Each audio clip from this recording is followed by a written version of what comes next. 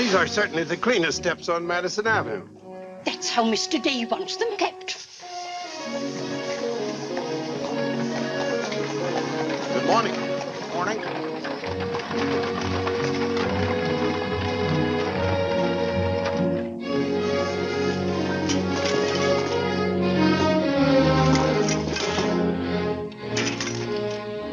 You're new here, aren't you? Just this morning. This is the way Mr. Day gets his milk. Get up.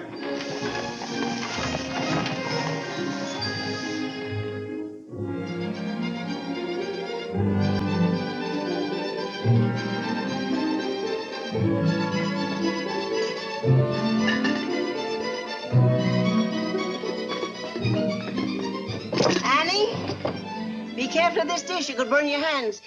And keep the cover on till you're ready to serve them. Mr. Day likes his muffins hot. I'll do that.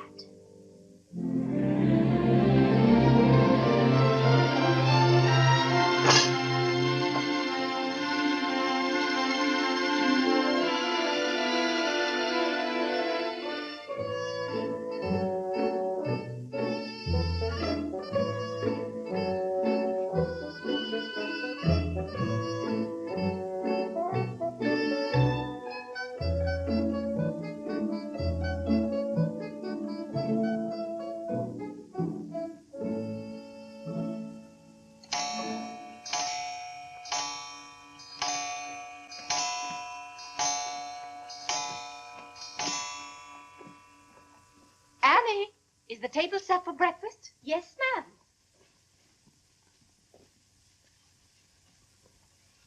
Good morning, ma'am. Good morning, Annie. How are you getting along? All right, ma'am.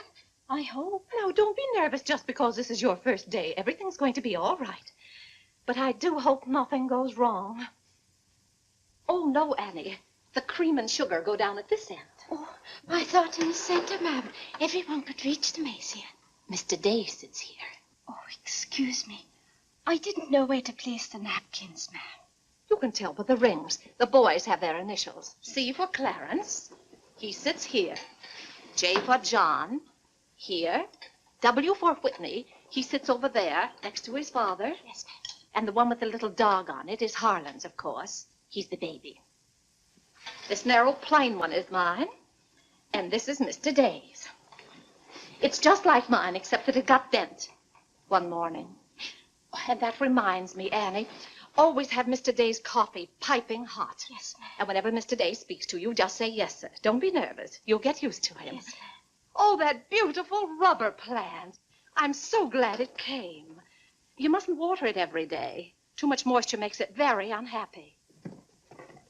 Oh, good morning, Mother. I thought you were still upstairs. Good morning, Clarence. Father must be talking to himself. A redhead. Did you sleep well, Mother? Yes, thank you, dear. Golly, I'm hungry.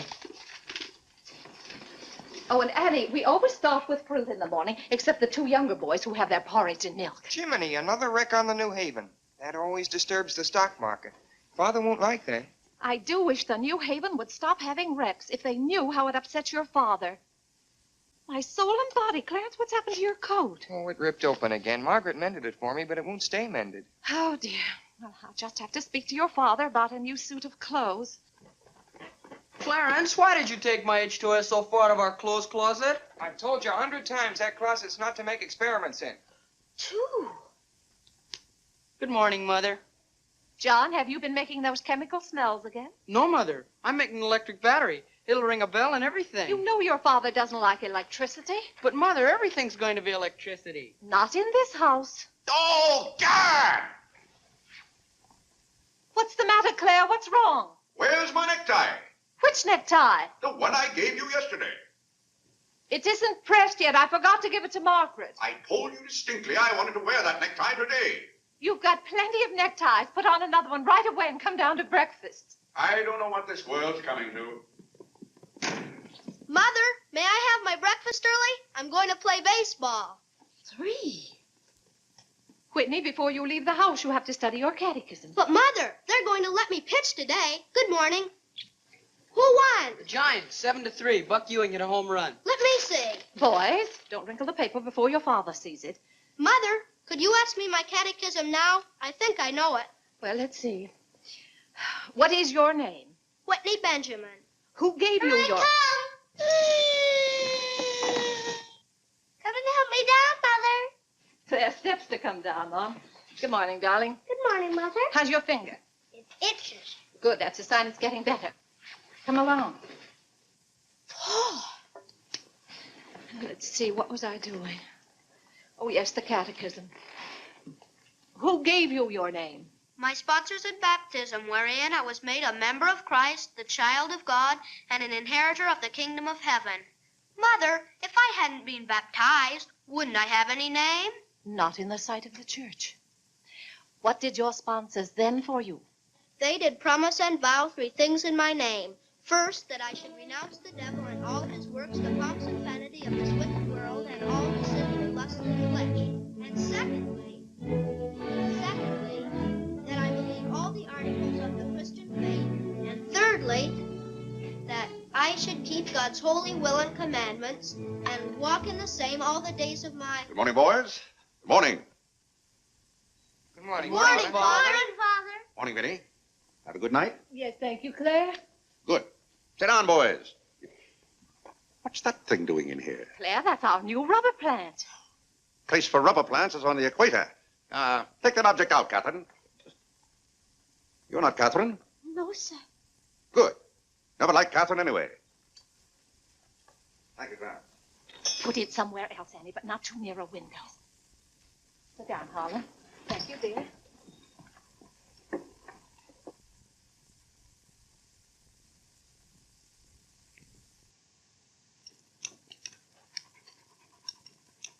Where did that dog come from? She'll behave, Mother. I've talked to her. What did you say? Claire, that new suit looks very nice. Blasted tight. You put on a little weight, dear. I weigh just the same as I always have. Well, Clarence has just managed to ruin the only decent suit he has. I'm sorry, but I'm afraid he'll need a new suit of clothes. Vinny, Clarence has to learn not to be so hard on his clothes. But, Father, I thought... When you start in Yale in the fall, you'll be completely outfitted. But nothing this summer. Can't I have one of your old suits cut down for me? Every suit I own still has plenty of wear in it. I wear my clothes until they're worn out. Well, if you want your clothes worn out, Clarence can wear them out much faster than you can. Yes, and, Father, you never get a chance to wear yours out. Every time you get a new batch of clothes, Mother sends the old ones to the missionary barrel. I guess I'm just as good as any old missionary. Clarence, before you compare yourself to a missionary, remember the sacrifices they made. Oh, I don't know, Vinny. I think my clothes would look better on Clarence than on some Hottentot. Have that dark sack suit of mine cut down to fit you. Oh, thank you, Father. One of Father's suits. Thank you, sir. In return for that, Clarence, I want you to practice more often on your violin. Whitney, don't eat so fast. Well, Father, I'm going to pitch today.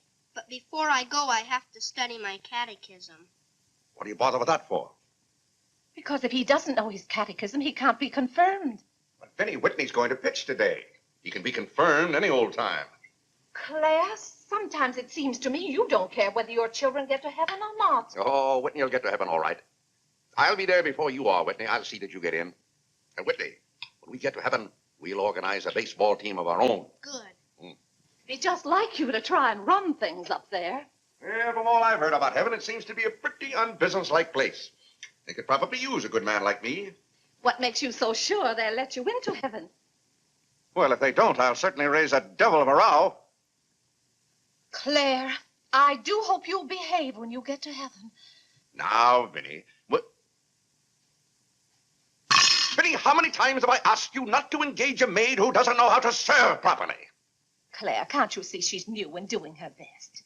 How can I serve myself when she's holding that platter over my head? Hold it lower, Annie. Yes, ma'am. What became of the one we had yesterday? I don't know why you can't keep a maid. Oh, you don't. Why on earth can't you run your house the way I run my office? All I want is service. What the devil's that noise? It's Annie. Annie? Who's Annie? The maid. I'll take it, Annie. Claire, aren't you ashamed of yourself? What have I done now? You made her cry speaking to her the way you did. I never said a word to her. I was addressing myself to you. I do wish you'd be more careful. It's hard enough to keep a maid, and the uniforms just fit this one.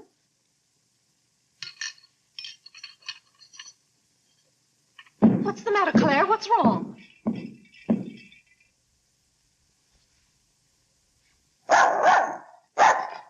What in the name of... Well, where did you come from? Who do you belong to? She's mine, Father. Her name is Princess. Looks more like a prince to me. What's wanted? Margaret, this bacon's good. Oh, Well, it's good. yes, sir.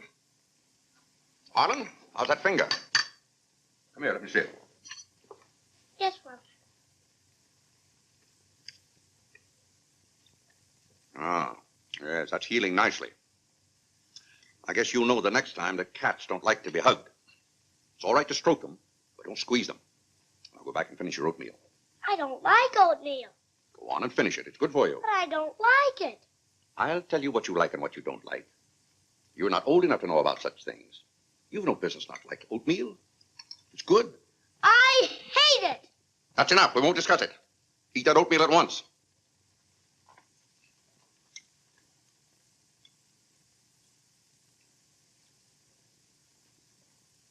Ah.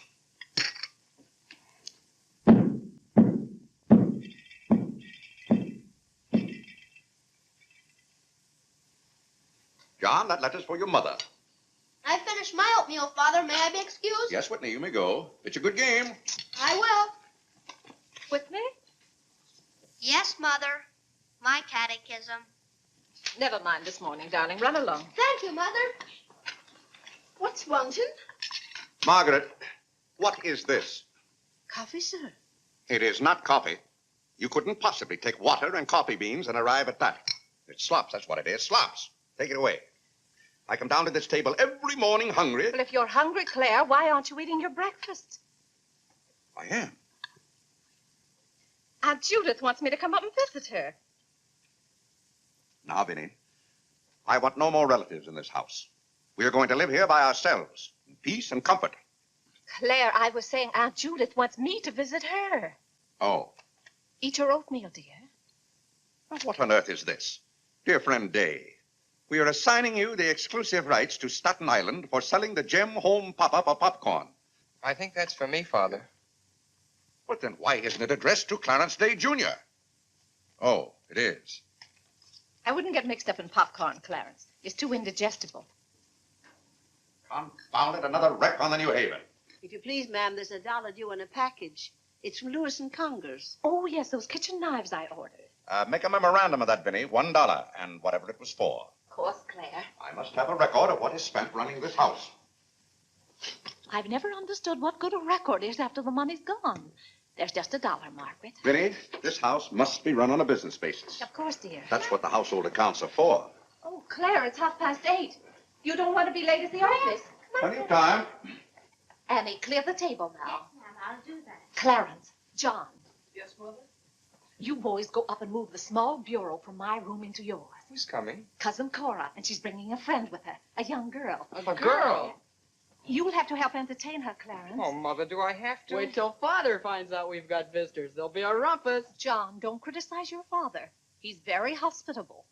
After he gets used to the idea. I like coffee, I like tea, I like the girls, and the girls like me. Well, I don't like girls, and they don't like me. Oh, God! Go on, boys, go on. What's the matter, Claire? What's wrong? How did that get in this room? Now, Claire, how was the new maid to know? Keep that abomination out of here. All right, I'll take it. Oh, Claire, dear, I'm afraid I'm going to need some more money. You were complaining about the coffee this morning. Well, that nice French drip coffee pot is broken, and you know how it got broken. Never mind that, Vinny. As I remember, that coffee pot cost $5 and something. I'll give you $6. When you get it, Vinny, enter the exact amount in the ledger. Of course, Claire. We can't go on month after month having the household accounts in such a mess. No.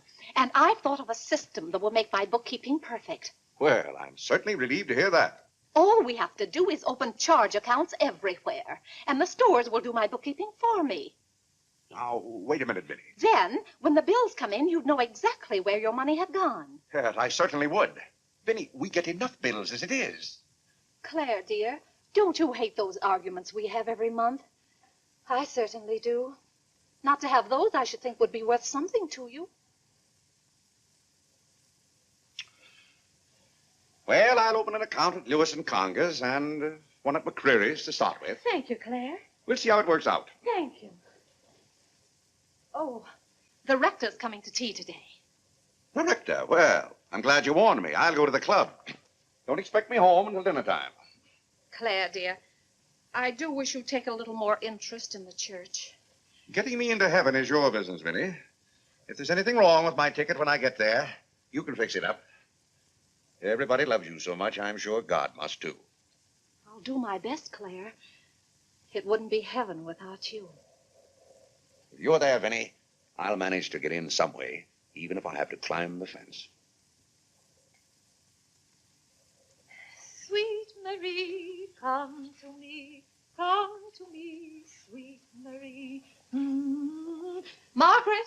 Margaret! Oh, yeah! What's the matter, Claire? What's wrong? Why did God make so many dumb fools and Democrats? Politics. Yes, but it's taking the bread out of our mouths. Huh. Honest Hugh Grant. Honest, bah. Fine mayor you've turned out to be. If you can't run this city without raising taxes every 5 minutes, you'd better get out. Let someone who can. Richard Croker's running in this town, and you're just his cat's paw. Tell me this. Are these increased taxes going into public improvements, or are they going into graft? Answer me that honestly, if you can, Mr. Honest Hugh Grant. You can't. I thought so. Bah. Don't order dinner. You were elected to office on the promise that you would put an end to all this thievery and corruption. Have you put an end to it? No. You've encouraged it. Every day there's some new raid on the public treasury. If you don't stop plundering the pocketbooks of the good citizens of New York, we're going to throw you and your boodle board of aldermen out of office. I'm warning you for the last time. Robbery. That's what it is. Highway robbery. Annie. If you think we're going to submit to this... Take this fresh cup of coffee into Mr. Day. Tell you, sir. But Mr. Day's Real got a estate owners visitor. in New York City are not going to tolerate these conditions any Nonsense. longer. Run along in now. We pay you a good round sum to watch after our interests, and all we get is inefficiency. I know you're an nincompoop, and I strongly suspect you of being a scalawag. You're not going to escape your legal responsibilities. Legal responsibilities? By gad, I mean criminal responsibilities. Don't think for 1 minute we're going to let you escape. We're going to throw you into jail.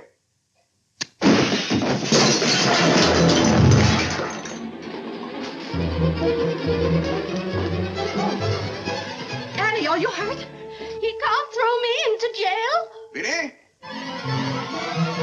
Vinny, why can't I have quiet here in the morning? Claire, what happened?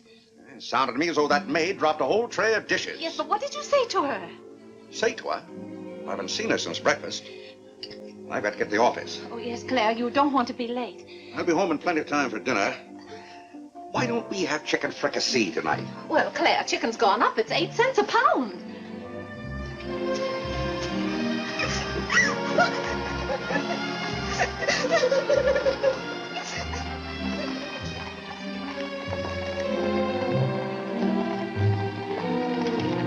Where the devil's she going, dressed up like that? Claire, you've done it again. How could you? How could I what? Can't you see she's leaving? Dear, I've no time to engage a new maid. We'll have to have dinner out. Dinner out? Nonsense. I'll engage a new maid myself. Claire, you can't. She has to fit the uniforms. I'll have one here in an hour. Goodbye, dear. Bye, Claire. Good morning, Mr. Day. On your way to the office? Yes, Clarence. Good morning. Mrs. Day?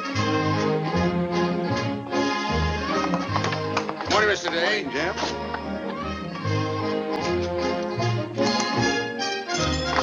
Get here. Get here.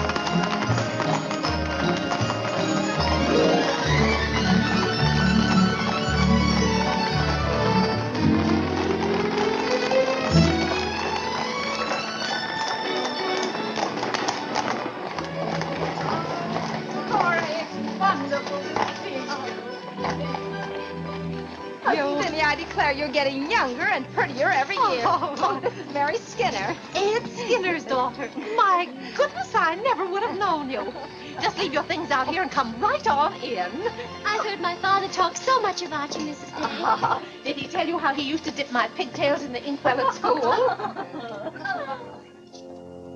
What's the news in Pleasantville, Cora? Oh, Vinny, I have so much to tell you. We wrote you that Aunt Carrie broke her hip. Yes. That was the night that Robert Ingersoll lectured. Of course, she couldn't get there, but it was a good thing for Mr. Ingersoll she didn't.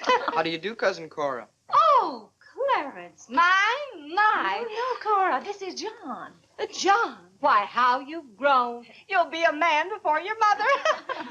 John, this is Mary Skinner. How do you do? How do you do? Vinny, everybody in Pleasantville sends their love. Grandpa Ebbets, Cousin Edith, Aunt Hattie, the Taylors, just everybody. Cora, how did. is Grandpa Ebbets? Oh, he hasn't been at all well. You know he only has one kidney, and that's floating. How do you do, Cousin Cora? I'm glad to see you. This can't be Clarence. Yes, it is. My.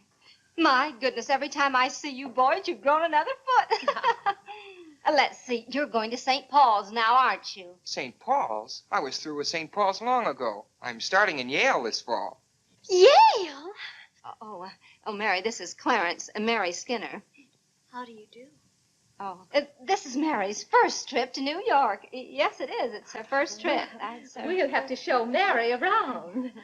Oh, I tell you, I'll ask Mr. Day to take us all to Delmonico's for dinner tonight. Delmonico's? Think of that, Mary, Delmonico's. And Cousin Clara's such a wonderful host. Well, I know you girls want to freshen up, so come upstairs. Clarence, get their bags. I've given you girls Clarence's room, but he didn't know about it until Now, this Vinny, morning. I don't want you to He hasn't give us moved a his talk. things Don't out you yet. bother about us for That doesn't 1 make minute. John, get their old bags.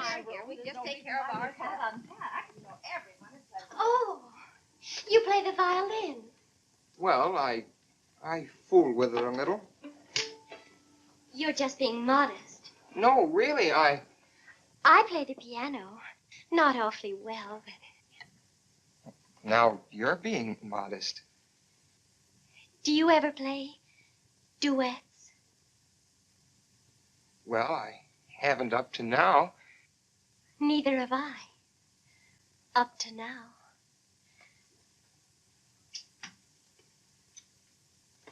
Cora didn't tell me about you. I never met a Yale man before.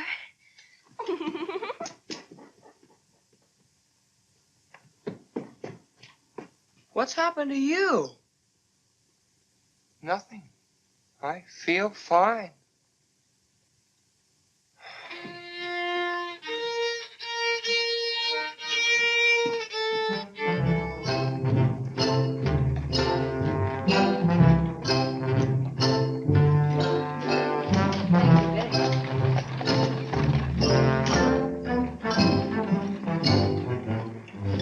Where do you keep them? Do you wish a domestic servant? Where do you keep them? I will take your name and address. Confound it, I'm late at the office now. If you will give me the details as to what kind of person you require. I'm asking you where you keep them. Why, the girls are in there, but clients are not allowed in that room. If you will tell me the kind of a position you wish to have filled, I will be very glad to...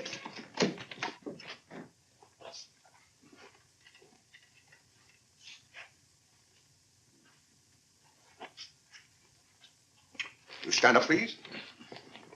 Sir, this is quite against the rules. I must know what you want the girl for. I'll take that one. What's your name? Hilda, sir. Hilda, you go right over to 420 Madison Avenue. I will, sir. That's all, thank you. Sir, before I can let any girl go from this establishment, I must know the character of the home in which she will be employed. Madam, I am the character of my home. My duty toward my neighbor is to love him as myself and to do unto all men as They should do unto me. As they should do unto me. He really knows it. Well, he's done very well for so young a boy. May I go now? Yes, darling. Thank you, Dr. Lloyd. Not at all. Come on, Harlan. Wait for me. Ah, you and Mr. Day must be very proud of your children. I was hoping I'd find Mr. Day at home this afternoon. Well, he's usually home from the office by this time. Perhaps he's gone for a gallop in the park. It's such a fine day. He's very fond of horseback riding, I believe. Oh, yes. Tell me, has he ever been thrown from a horse? Oh, no. No horse would throw Mr. Day. I just thought he might have had some accident. I notice he never kneels in church. Oh, that's no accident. But I don't want you to think he doesn't pray. He does. Why, sometimes you can hear him all over the house. But he never kneels.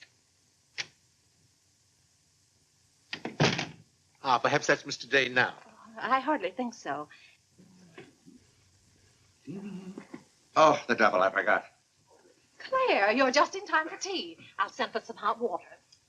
How are you, Dr. Lloyd? It's a great pleasure to have a visit with you, Mr. Day. Mother, are they back yet? No, Clarence, no. Except for a brief glimpse on the Sabbath, I don't see much of you. Well, Claire, did you have a busy day at the office? Devilishly busy. Claire. A very busy day. Tired out. How a man can get tired just sitting at a desk all day, I don't know. I suppose Wall Street is just as much a mystery to you as it is to me, Dr. Lloyd. No, it's all very clear to me. My mind often goes to the businessman. The picture I'm most fond of is when I envision him at the close of the day's work. I see him pausing in his toil, and it comes over him that all those figures of profit and loss are without importance or consequence. Vanity and dust. Well, I'll be... Claire? Yes, ma'am. Delia, some more hot water, please. Yes, ma'am. Who's that? The new maid. Where's the one I sent this morning? The uniform didn't fit.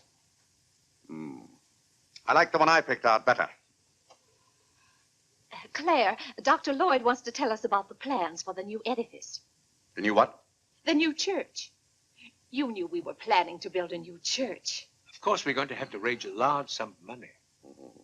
Well, personally, I'm against the church hopping, skipping, and jumping all over the town. So any contribution I make will have to be a small one. The amount everyone is to subscribe has already been decided. Who decided it? After considerable thought, we voted that our supporting members should each contribute a sum equal to the cost of their pew. I paid $5,000 for my pew. Yes, Claire, that makes our contribution $5,000. That's robbery. Do you know what that pew was worth today? $3,000. That's what the last one sold for. I've taken a dead loss of $2,000 on that pew already. Frank Baggs sold me that pew when the market was at its peak. He knew when to get out. And I'm warning you, Vinny, if the market ever goes up, I'm going to unload that pew. Clarence Day, how can you speak of the temple of the Lord as though it was something to be bought and sold on Wall Street? Now, Mrs. Day, your husband is a practical man. We've had to be practical about the new church. We have all the facts and figures. Oh? What's the property worth where we are now? Oh, let's see. Is it $40,000? I know the figure has a 4 in it. What's the new piece of property going to cost you? I think the figure I heard mentioned was $85,000. Or was it $185,000? Dr. Lloyd, you preach that someday we'll all have to answer to God. We shall indeed. Well, I hope God doesn't ask you any questions with figures in them. Mrs. Day is in the living room. Thank you. It's Cousin Cora. She's passing through town. Oh.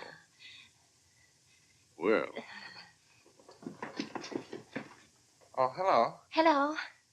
Hello. Thank you for helping me. Come, Mary. Oh, Vinny, what a day. We've been in every shop in town.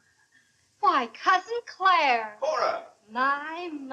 You're as welcome as the flowers in May. This is Mary Skinner, Mr. Day. How do you do? I've been telling Mary all about you. She's been dying to meet you. Well. Dr. Lloyd, I want you to meet my favorite cousin, Miss Cartwright. How do you do? And this is Mary Skinner. Miss Skinner, Dr. Lloyd. How do you do? How do you do? Well, this seems to be a family reunion. I'll just run along. Goodbye, Dr. Lloyd. Goodbye, Miss Cartwright. Goodbye. Goodbye. Oh, Clarence, you haven't said how do you do to Dr. Lloyd. Goodbye, Dr. Lloyd. Goodbye, everybody. I'll go to the door with you, Dr. Thank Lloyd. you, and thank you so much for the tea. Those muffins were delicious. And Who did you say this pretty little girl is? She said Skinner's daughter. This is Mary's first trip to New York. Oh, sit down, sit down. Have some tea. We had tea downtown. Oh, never mind then. Delia. Delia, sit down, sit down. Even if you have had tea, you can stay and visit for a while. As a matter of fact, why don't you both stay to dinner? That's all arranged, Claire. Cora and Mary are going to have dinner with us. Fine, fine. Of course, you just have to take potluck. Well, I'd hardly call it pot. Claire, did you know the girls are going to visit Aunt Judith in Springfield for a whole month? Fine. Now, how long are you going to be in New York, Cora? All week. Splendid. We'd hope to see something of you. Well, you certainly will. Cora, did you find anything you wanted in the shop? Oh, I can't wait to show you. Oh, but I'm afraid some of these packages can't be opened in front of Cousin Claire. Shall I leave the room?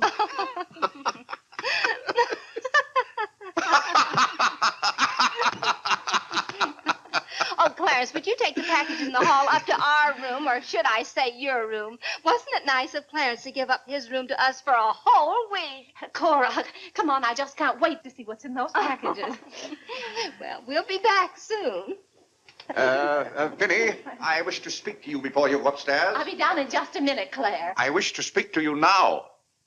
I'll be up in just a minute, Cora. It's all right, Vinny. Come along, Mary. Are those two women encamped in our house? Now, Claire. Answer me, Vinny. Now, Claire, you know. Answer me! Just a minute. Clarence.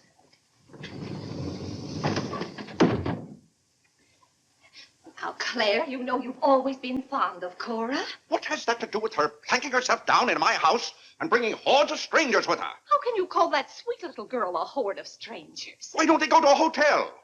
New York is full of hotels built for the express purpose of housing such nuisances. Claire, two girls alone in a hotel? Why, who knows what might happen to them? All right, then put them on the first train.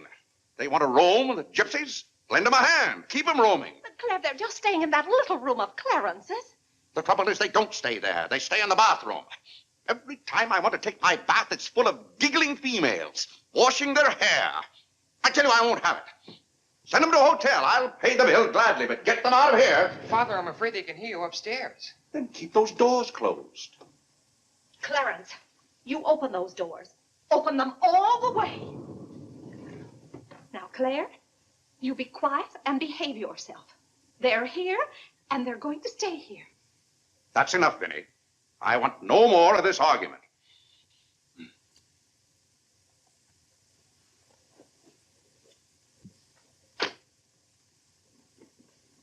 Oh, ta! What I don't understand is why this swarm of locusts always descends on us without any warning. Oh, thunder.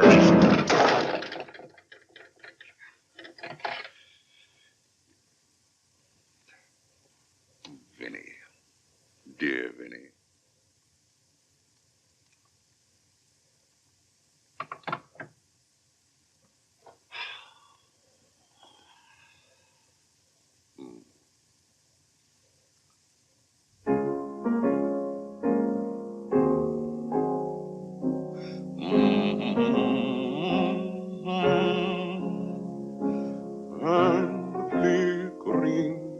Shadows softly come and go.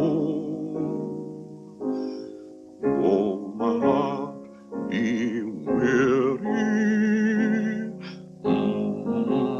Father, may I go along with the rest of you to Delmonico's? What's that, Delmonico's? You're taking Mother, Cousin Cora, and Miss Skinner to Delmonico's for dinner tonight. Oh, Gad! I won't have it. I won't have it.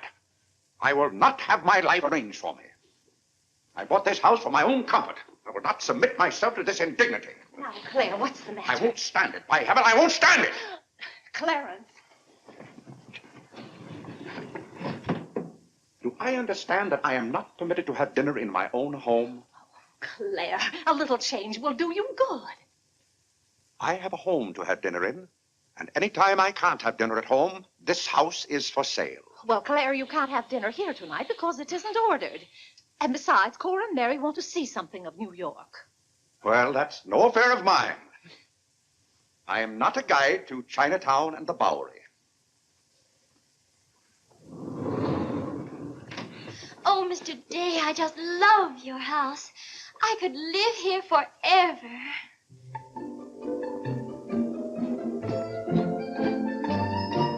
Cora Cora's waiting for you, Mrs. Day. Oh, yes, I'll run right up.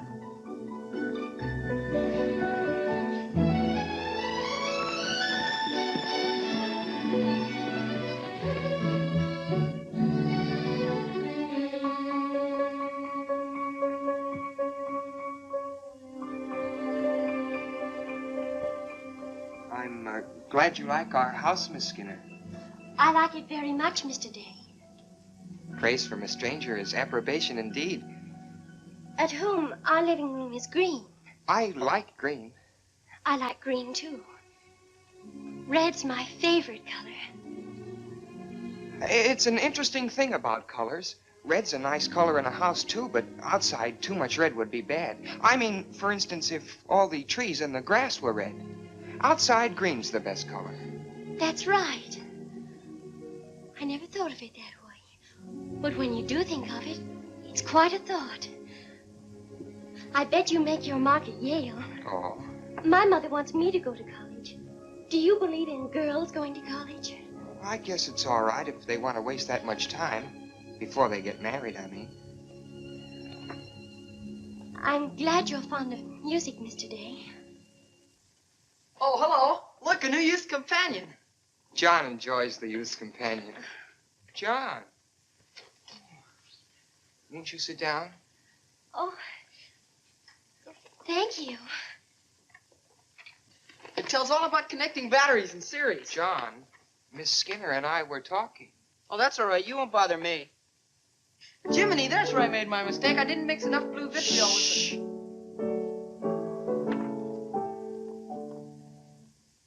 Oh, don't stop. Can you play that? I'm afraid not. Can you play Sweet Genevieve? That's my favorite. Not without my music. Hymns are nice, don't you think? I like this one.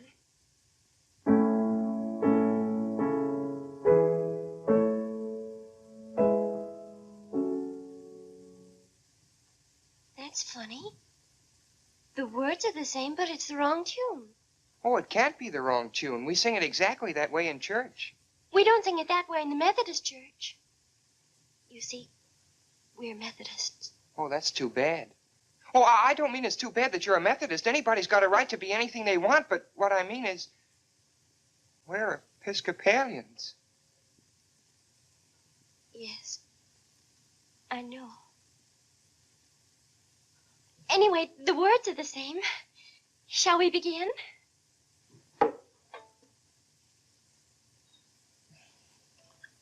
Now.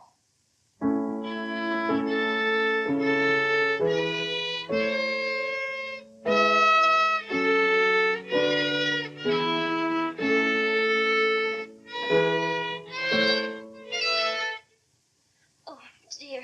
Well, what's wrong? Shall we try again?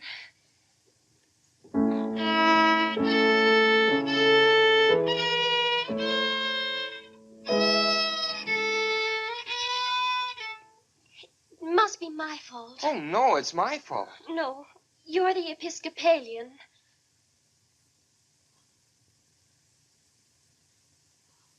I just remembered something. My father was an Episcopalian. He was baptized an Episcopalian. He was an Episcopalian right up to the time he married my mother. She was the Methodist. Oh. Oh, well, let's try it again then.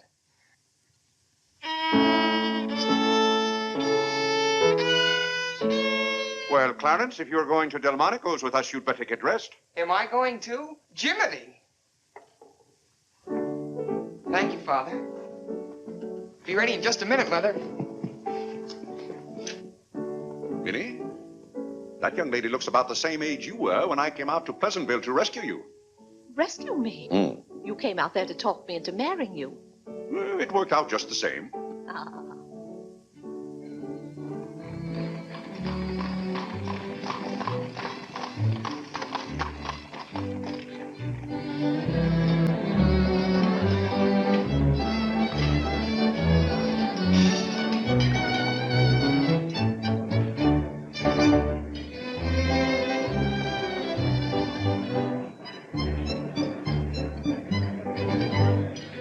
L'addition, François. Oui, monsieur, tout de suite. Louis, l'addition pour monsieur Day. Oui, monsieur. Alors, vite, vite. Tout de suite. Alors, vite, vite, vite. Cette sauce diable était délicieuse. Merci, monsieur. Je suis content que monsieur soit satisfait. Merci, monsieur. Bon. France. Oui. No cooking like the French. Claire, it was so nice of you to invite Cora and Mary here their first night. It's been a pleasure. Mr. Day, have you always been an Episcopalian? I've always gone to the Episcopal Church, yes. But you weren't baptized a Methodist or anything, were you? You were baptized an Episcopalian? Come to think of it, I don't believe I was ever baptized at all. Claire, that's not very funny, joking about a subject like that. I'm not joking. I remember now, I never was baptized. Claire, that's ridiculous. Everybody's baptized. What? I'm not. No one would keep a little baby from being baptized. You know father or mother, free thinkers, both of them. They felt their children should decide those things for themselves. But Claire... I remember when I was 10 or 12 years old, Mother said I ought to give some thought to it, but I never got around to having it done to me. Claire, do you know what you're saying? Yes, I'm saying I've never been baptized. Then something's got to be done about it right away. Now, Fiddy, don't get excited over nothing. Why haven't you ever told me? Well, what difference does it make? I've never heard of anyone who wasn't baptized. Even the savages in darkest Africa. Well, it's all right for savages and children. But if an oversight was made in my case, it's too late to correct it now.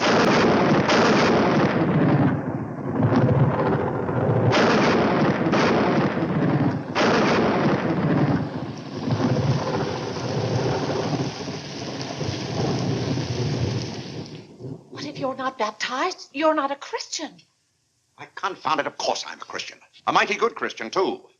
A lot better Christian than those psalm singers in church. But you can't be if you won't be baptized. I won't be baptized, and I will be a Christian. I'll be a Christian in my own way. Claire, don't you want to meet us all in heaven? Of course, and I'm going to. But you can't go to heaven if you're not baptized. Ah, that's a lot of folderol. Clarence Day, don't you blaspheme like that. You're coming to church with me before you go to the office in the morning and be baptized then and there. Vinny, don't be ridiculous. If you think I'm going to stand there and let Dr. Lloyd splash water on me at my age, you're mistaken. No, I'm sleepy. Good night, Vinny.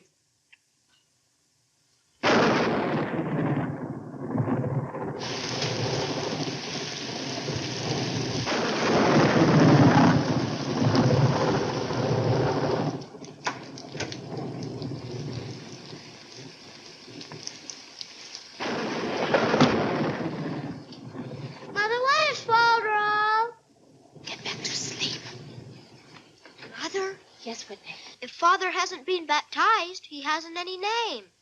In the sight of the church, he hasn't any name. That's right. Maybe we're not even married.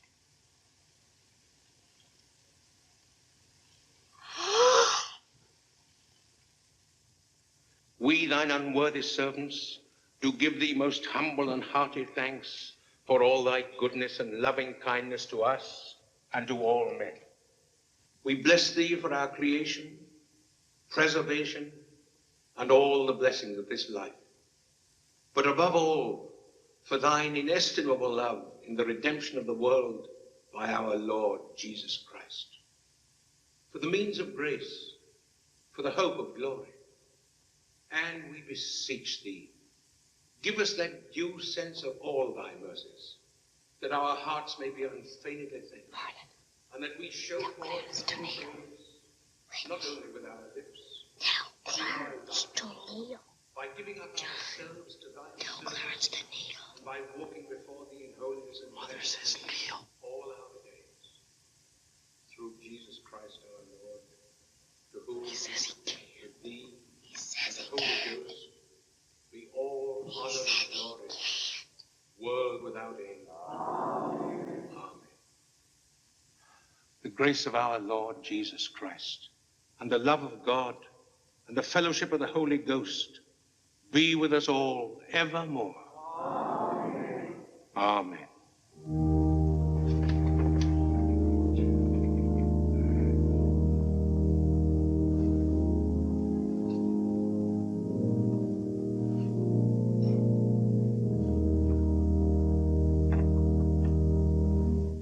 And so, my friends, what comfort and security it gives us when we have reached the age of understanding to know that the rite of baptism has not been neglected in our infancy or youth.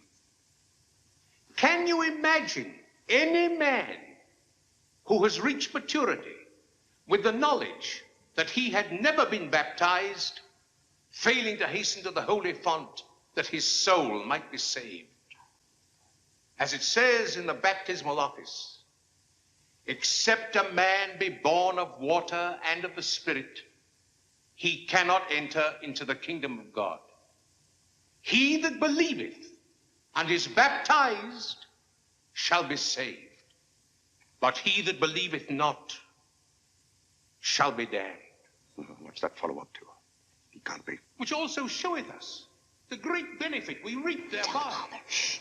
He that is baptized No, Father. showeth great benefit. No, Father. But he that believeth not, Father, shh. cannot enter into the kingdom of God. Says, shh.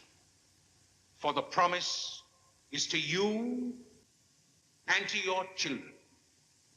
Doubt ye not, therefore, but earnestly believe.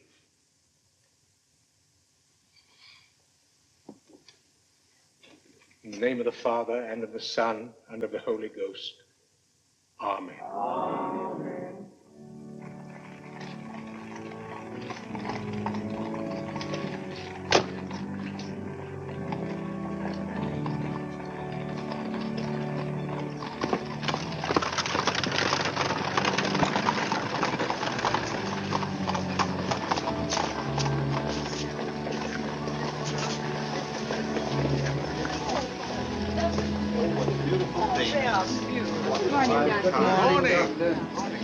This is William Tyler Wickersham.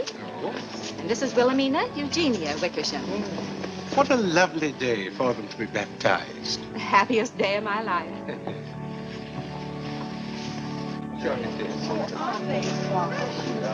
Lovely, sir. Thank you, Melinda.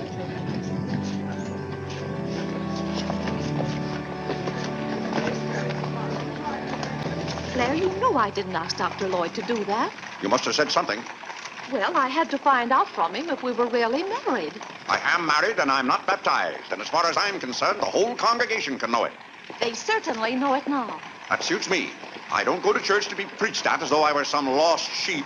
Claire, you don't seem to understand what the church is for. Minnie, if there's one place a church should leave alone, it's a man's soul.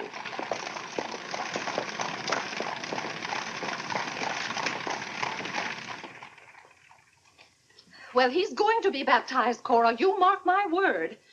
I just couldn't go to heaven without Claire. Why, I get lonesome for him even when I go to Ohio. It's awfully hard on a woman to love a man like Claire so much. Oh, men are so aggravating. They take everything for granted. They certainly do. You know, I don't believe Claire's come right out and told me he loves me since we've been married. Of course, I know he does because I keep reminding him of it. You have to keep reminding them, Cora. Minnie, the table isn't set for dinner yet. I'll be back in a minute, Cora. We're having it after Cora and Mary go to the train. Their cab's coming at 1 o'clock. Cab? The horse cars go right past the door. But, Claire, they have those heavy bags. Cabs are a waste of money. Well, if dinner's going to be delayed, I'll work on this month's bills. Where are they? Now, Claire, it isn't fair to go over the household accounts when you're hungry. Vinnie, where are those bills? They're in the library on your desk. Oh. I didn't know dinner was going to be late. No one ever tells me anything in this house. Back home, I ride all the time. I love horses. The horse is my favorite animal. Well, goodness, where have you two been? Clarence wanted to show me his grandfather's house. You'll have to hurry and finish your packing. It won't take me long. Can I help you pack? Clarence! Clarence, why did you kneel in church today? I just couldn't. If it's because your father doesn't kneel, you must remember he wasn't brought up to kneel in church. But you were. Has it anything to do with Mary? I know she's a Methodist. Oh, no, Mother. Methodists kneel. Mary told me. They don't get up and down so much, but they stay down longer. Clarence, you want to kneel, don't you? Oh, yes, I wanted to kneel today. I tried. You saw me try, but I just couldn't. Is that suit of your father's too tight for you? No, it's not too tight. Well, what is it? Mother, very peculiar things have happened to me since I started to wear this suit. I can't seem to make these clothes do anything Father wouldn't do. Oh, that's nonsense, Clarence. And not to kneel in church is a sacrilege. Making Father's trousers kneel seemed more of a sacrilege. Clarence! Do you know what happened at Dora Wakefield's party for Mary last night? We were playing musical chairs, and some girl sat down suddenly right on my lap. Well, I jumped up so fast she almost got hurt. She was sitting on Father's trousers. Oh, Mother, I've got to have a suit of my own. My soul and body. Well, you'll just have to talk to your father about it. I'm sure if you approach him the right way, tactfully, he'll see. Oh, excuse me. Gracious. It didn't take you very long. Well, I'll see about your box lunch for the train. Remember, it's Sunday.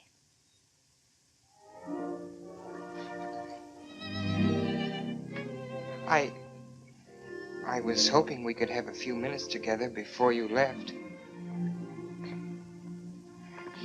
Cora had so much to do, I wanted to get out of her way. Well, didn't you want to see me? I did want to tell you how much I've enjoyed our friendship. Oh, hello. Mother told us to sit in the living room till dinner's ready. Not on the best sofa. Hello. Have you ever been out on our porch? Oh, yes. Well, let me show it to you. It's awfully hard to grow up in a family with children. My, I've never known a week to pass so quickly. Why, Yes? Yes? You're going to write me when you get to Springfield, aren't you? Of course. If you write me first. But you'll have something to write about, your trip and Aunt Judith and how things are in Springfield. You write me as soon as you get there. Maybe I'll be too busy. Maybe I won't have time. Well, you find the time. Let's not have any nonsense about that. You'll write me first and you'll do it right away the first day. How do you know I'll take orders from you? I'll show you. Give me your hand. Why should I? Give me your hand, confound it. What do you want with my hand? I just wanted it. What are you thinking about? I was just thinking. About what? I was hoping you'd write me first, because that would mean you liked me. Well, what's my writing first got to do with liking you? You do like me then. Of course I do. I like you better than any girl I ever met. But you don't like me well enough to write first. Well, I don't see how one thing's got anything to do with the other. But a girl can't write first because she's a girl. Well, that's nonsense. If a girl has something to write about and a fellow hasn't, there's no reason why she shouldn't write first. You know, the first few days I was here, you'd do anything for me. And then you changed. You used to be a lot of fun. Then all of a sudden you turned into an old sober sides. Why, you even dress like an old sober sides. What's the matter? I just happened to remember something. What? Oh, I know. It's because this is the last time we'll be together. Mary, please. But, Clarence, we'll see each other in a month when I come back. Oh, Clarence, please write me first, because that'll show me how much you like me. Please. I'll show you how much I like you. Get up, get up! Oh, Mary, don't do that. Please don't do that. Now you'll think I'm just a bold and forward girl. Oh, no, it's not that. Was it because it's Sunday? No, it'd be the same any day. Oh, you just didn't want me sitting on your lap. Oh, it was nice of you to do it. It was nice of me, so you told me to get up. You just couldn't bear to have me sit there. Oh, well, you needn't write me first. You needn't write me any letters at all, because I'll tear them up without opening them. I never want to see you again. Oh, Mary, Mary, listen to me. Mary, please. Oh, Mary.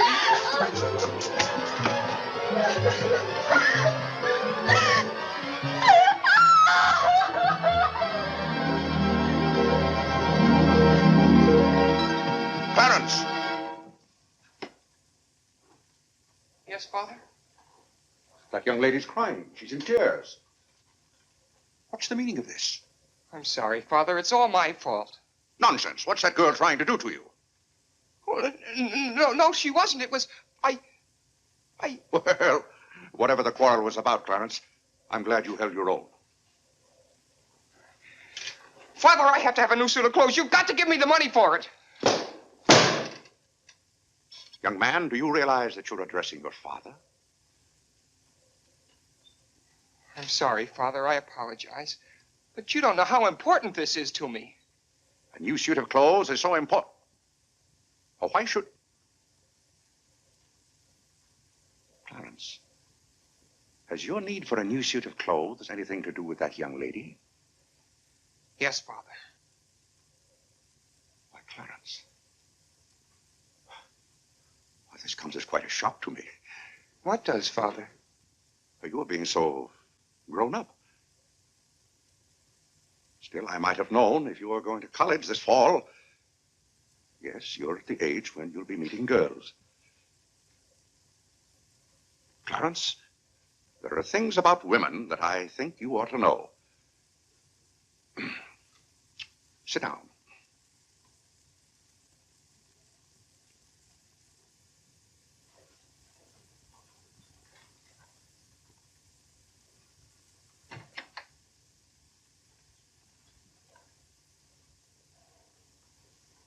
Yes, I think it's better for you to hear this from me than to have to learn it for yourself. Clarence, women aren't the angels that you think they are. Well, now, first let me explain this to you. You see, Clarence, we men have to run this world, and it's not an easy job. It takes work, and it takes thinking. A man has to reason things out. Now, you take a woman. A woman thinks... No, I'm wrong right there. A woman doesn't think at all. She gets stirred up. And she gets stirred up over the most confounded things. Now, I love my wife just as much as any man, but that doesn't mean that I should stand for a lot of falderall. By gad, I won't stand for it. Stand for what, Father? That's the one thing I shall not submit myself to. Clarence, if a man thinks a certain thing is wrong, he shouldn't do it. If he thinks it's right, he should do it. Now, that has nothing to do with whether he loves his wife or not. Who says it has, Father? They do. Who, sir? Women. They get stirred up. And then they try to get you stirred up, too. But don't you let them do it, Clarence. Don't you let them do it.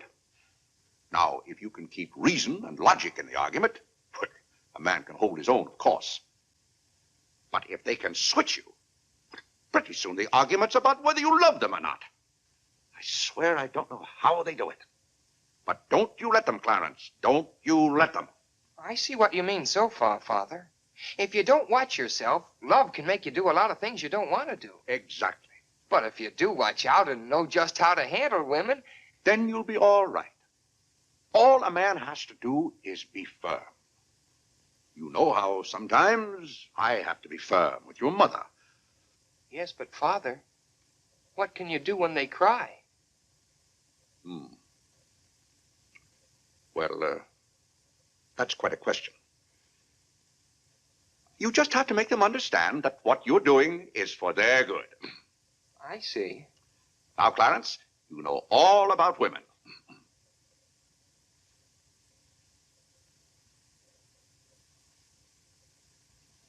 But, Father... Yes, Clarence? I thought you were going to tell me about... About what? About women. Clarence, there are some things gentlemen don't discuss. I've told you all you need to know.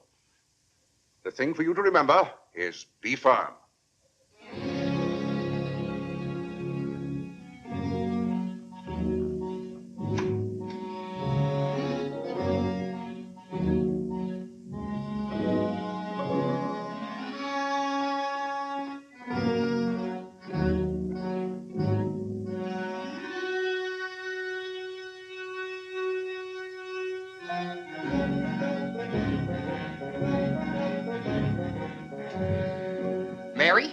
when you get to Springfield, the very first thing you...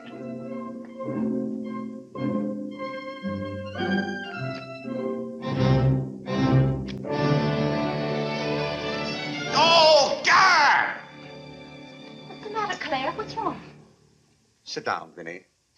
Oh, Claire, Cora and Mary are leaving any moment Sit down. now. Vinny, you know I like to live well, and I want my family to live well. But this house must be run on a business basis. I must know how much money I'm spending and what for. For instance, if you recall, a week ago, I gave you $6 to buy a new coffee pot. Yes, because you broke the old one. You threw it right on the floor. I'm not talking about that. Now, I find here It among my... was a pity to break that nice coffee pot, Claire. It was imported from France, and that little shop has stopped selling them. But what has that They to... said the tariff wouldn't let them, and that's your fault because you're always voting to raise the tariff. The tariff protects America against cheap foreign labor. Now, this bill... The tariff does nothing but put up the prices, and that's hard on everybody, especially the farmer. Vinny, I wish to heaven you wouldn't talk about matters you don't know anything about. I do, too, know about them. Miss Gulick says that every intelligent woman should have some opinion Who, about... may I ask, is Miss Gulick? She's the current events woman I told you about, and the tickets are $1 every Tuesday. Do you mean to tell me that a pack of idle-minded females pay $1 apiece to hear another female gabble about the events of the day? Listen to me if you want to know anything about the events of the day. But you get so excited, Claire.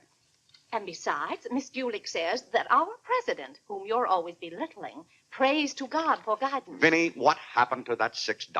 What $6? I gave you $6 to buy a new coffee pot. Now I find that you apparently got one at Lewis and Conger's and charged it. Here's the bill. One coffee pot, $5. So you owe me $1, and you can hand it right over. I'll do nothing of the kind. What did you do with that $6? Well, Claire, I can't tell you now, dear. Why didn't you ask me at the time? I give up. Wait a minute. I spent $4.50 for that new umbrella. Now we're getting somewhere. One umbrella, $4.50. And that must have been the week I paid Mrs. Tobin for 2 extra days washing. Mrs. Tobin. That's $2 more. That $2. makes $6.50, and that's another 50 cents you owe me. I don't owe you anything. What you owe me is an explanation of where my money's gone. I do the best I can to keep down expenses. You know yourself, Cousin Phoebe spends twice as much as we do. Don't talk to me about your cousin Phoebe. You talk about your own relatives enough. That's not fair, Vinny. When I talk about my relatives, I criticize them. I can't even speak of Cousin Phoebe. You can speak about all you want to. But I won't have Cousin Phoebe or anyone else dictating to me how to run my house. I didn't say a word about her dictating. Claire, you know she isn't that. You said... Well, I don't know what you said now. You never stick to the point. Now, we're going over this account book, item by item. I find here a bill for $38. I don't know what you expect of me. I tire myself out chasing up and down those stairs all day long, trying to look after your comfort, to bring up our children. I do the mending and the marketing. Now you want me to be an expert bookkeeper, too.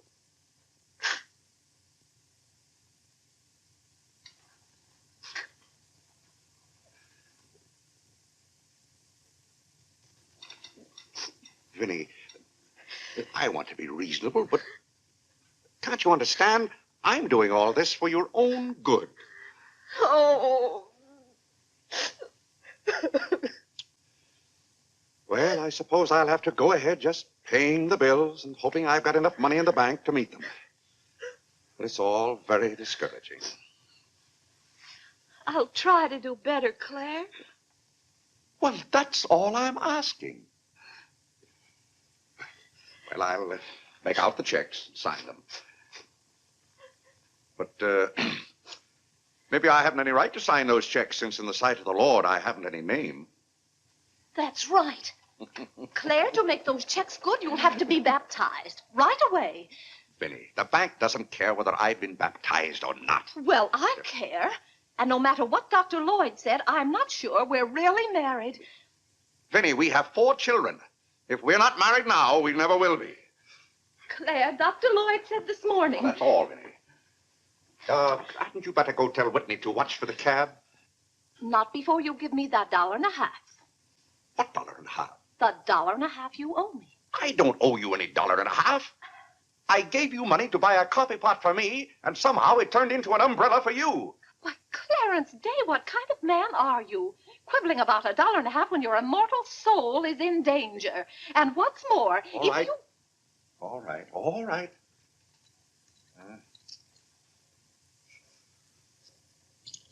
Thank you, Claire. Now the accounts are all straight again.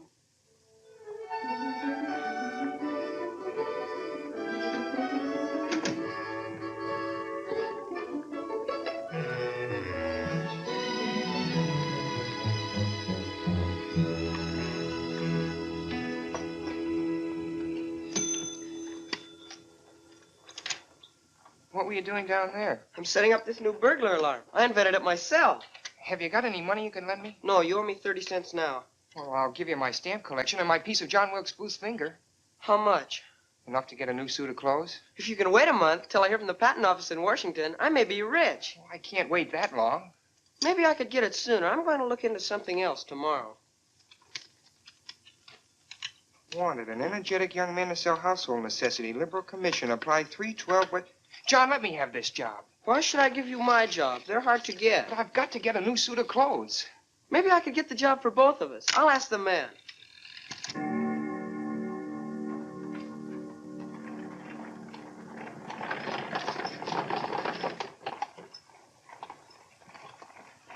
The cab's here, Father. Oh, thank you, Whitney. Vinny, Cora, the cab's here. John, go up and get their bags. Yes, sir. Here's the lunch for the train, sir. Take it out to the cab. Who's that one? It's Ellen. Delia left yesterday. I don't know where your mother finds them. Now, Vinny, don't you let Claire worry about us. We have plenty of time. Take the bags right on out, John. Yes, sir. Well, goodbye, Clarence. It was so nice to see Goodbye, you again. Cousin Cora. Goodbye, Whitney. Now, you be a good boy. Goodbye, Cousin Cora. Goodbye, Harlan. Goodbye. Keep out of mischief. Come along, everybody. Don't keep the cab waiting. Cabs cost money. If there's one thing Mr. Day can't stand, it's to keep a cab waiting. If there's any waiting to do, there's a waiting room at the Grand Central Depot just for that. Mary, aren't you even going to shake hands with me? I don't think I'd better. You may remember that when I get too close to you, you feel contaminated. Mary, you're going to write to me, aren't you? Are you going to write first? No, Mary. There are times when a man must be firm. Mary, Mother says you better hurry out before Father starts yelling. It's Sunday. Goodbye, John. I'm very happy to have made your acquaintance. Thank you. May I help you? No, thank you. Take care of yourself. Goodbye, Mr. Day. Goodbye, Mary. Goodbye, Mrs. Day. I've had a wonderful Goodbye, time. Mary. Bye-bye. Goodbye. Goodbye, Cousin Claire. Goodbye, Cora. Goodbye, Cora.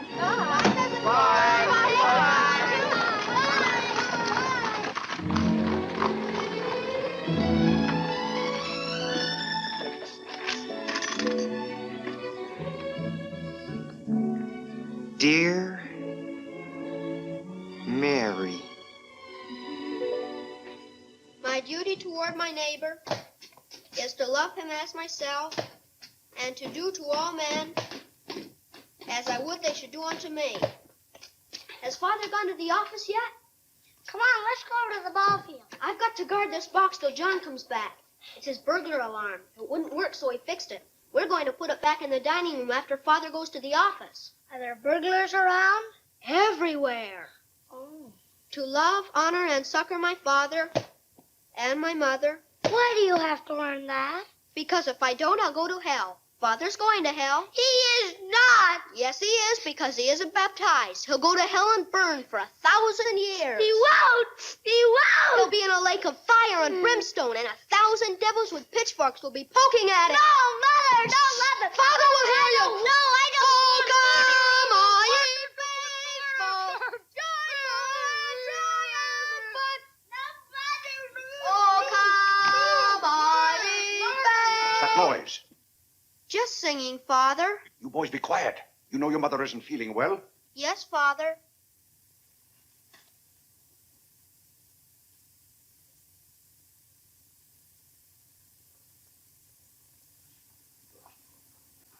did your mother say? She says she doesn't want any breakfast. Now, why does your mother do that to me? She knows it just upsets my day when she doesn't come down to breakfast. A special delivery, sir. Thank you. Thank you. Where's John this morning? Well, John had his breakfast early, Father, and went out to see about something. See about what? Well, John and I thought we'd work this summer and earn some money. Good. Work never hurt anyone. It's good for them. But if you're going to work, work hard. King Solomon had the right idea about work. Whatever thy hand findeth to do, Solomon said, do thy doggonedest. Well, I don't understand this at all. Here's a letter from some woman I never even heard of. Oh, Father. Oh, Gad! What is it, Father? This woman claims that she sat on my lap and that I didn't like it. Huh. What's that word? Oh, that one down there. It looks like curiosity. Oh. I only opened your letter as a matter of curiosity. Huh. Yes, go on. Why, this gets worse and worse. Just turns into a lot of sentimental, lovey-dovey mush. Cha! This is someone's idea of a practical joke. What's the matter, Claire? What's wrong? Nothing wrong. Just a fool letter. How are you feeling, Vinny? I thought you needed me. If you don't, I'll go back to bed. Oh, no. Come sit down and get some food in you. Do you good. Build up your strength. Yeah, here, sit down. Here, what's this one's name? Nora. Nora, get Mrs. Day some bacon and eggs. No, Nora. Bring me a cup of tea up to my room. Yes, ma'am. Oh, Vinny, it's just weak to give in to an ailment. I notice when you have a headache, you yell and groan and swear enough.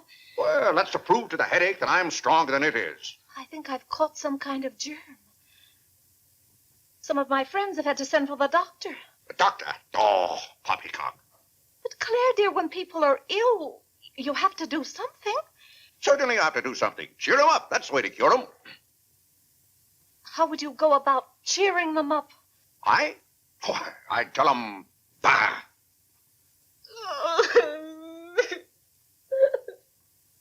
What have I done now? Oh, Claire, hush up.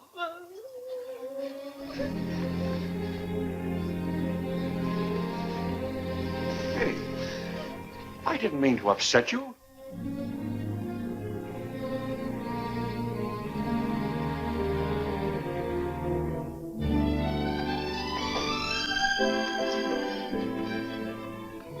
Dear Clarence.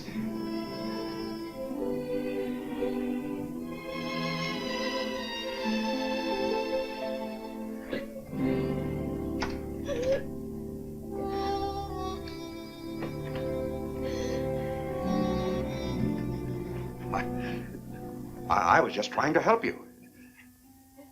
You know, when you take your bed, I have a confounded lonely time around here. So when I see you getting it into your head that you're not feeling well, I want to do something about it. Just because some of your friends have given into this, no reason why you should imagine you're ill. Claire, stop. Get out of this house and go to your office.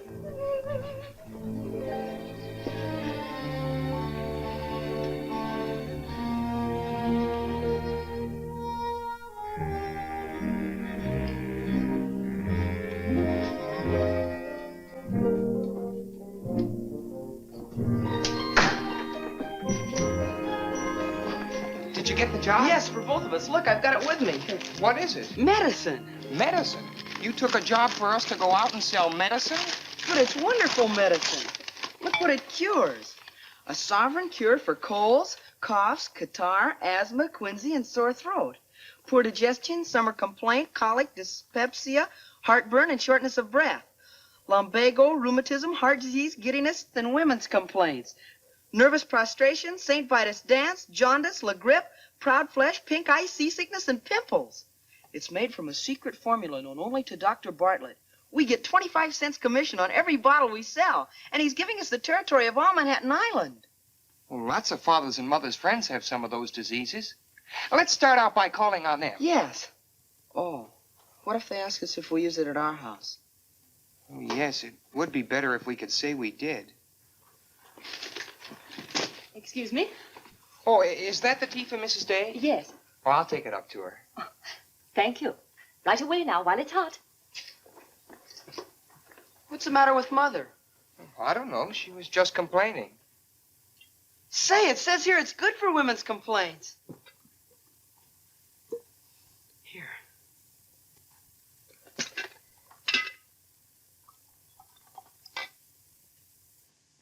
Yes, sir. Chesapeake and Ohio and 8. New York Central, 3/4. I'd like to see Mr. Day about those Morris and Essex apartments. Today's very busy this morning. You'll have to wait.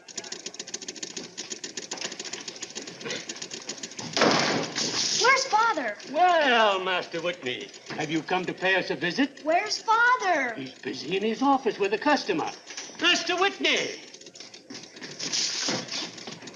But, Mr. Day, the president of the firm is... Father, you have to come home right away. What's the meaning of this?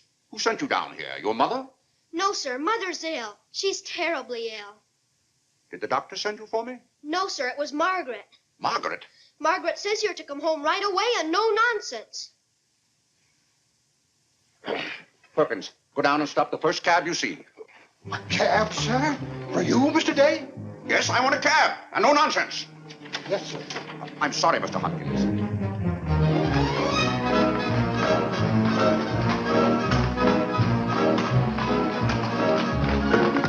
Confound you, can't you go any faster? All right. Get up. Get up there, do you hear me? Get up!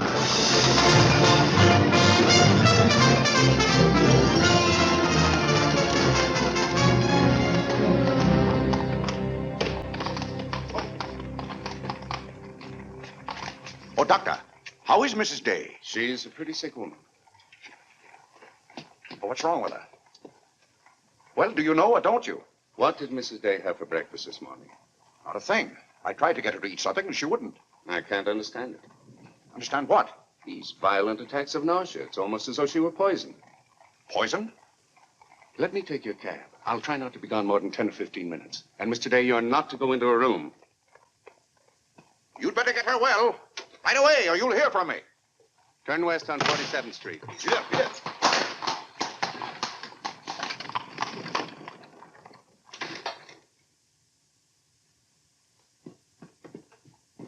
How is Mother?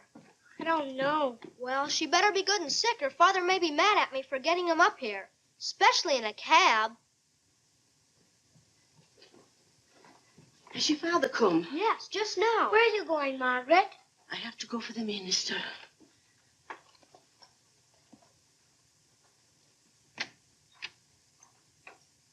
I guess the minister's coming to baptize Father, so I won't have to go to hell.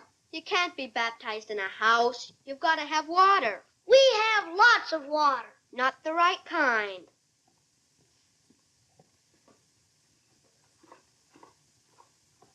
Is Mother better, Father? How can I tell? She wouldn't let me in the room with her. These confounded doctors never know what's the matter with anybody.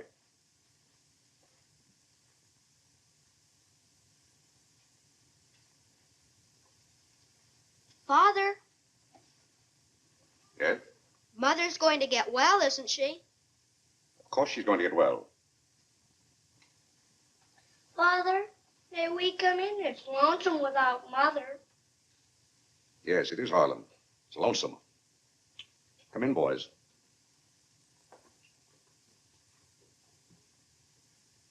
What have you been doing, Harlan? Nothing. They won't let me upstairs. What about you, Whitney? I was supposed to learn the rest of my catechism.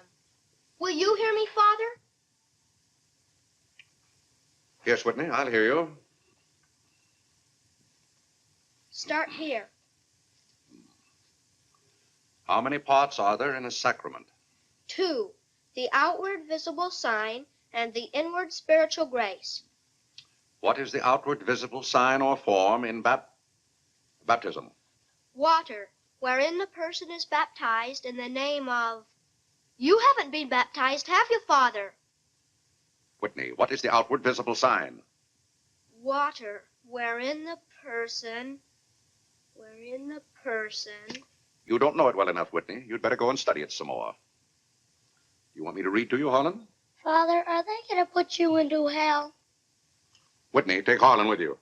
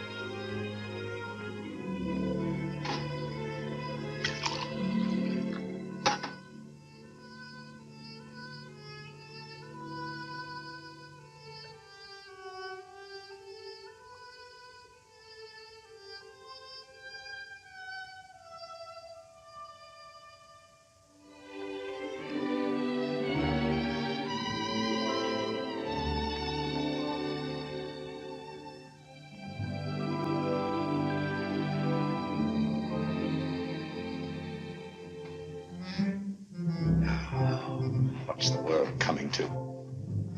Everybody's sending for the doctors. Doctors don't do you any good. Only make you feel worse. All poppycock. Who's ringing that bell? Stop that noise! Stop it, I say! What idiot's ringing that bell? Mr. Day, we must all be quiet. Mrs. Day is very ill. I know she's ill. Go up and see if she needs anything. And what are you doing out of the house? Send for the minister. The minister? He'll be right in. He's paying off the cab.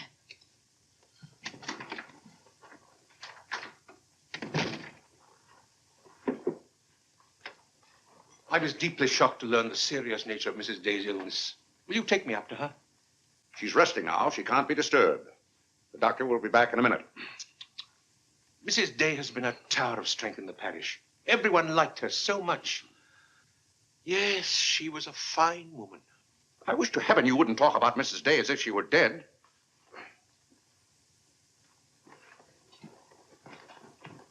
Is the doctor back yet? No. Does she need him? Well, she's kind of restless. She's talking in her sleep and twisting and turning.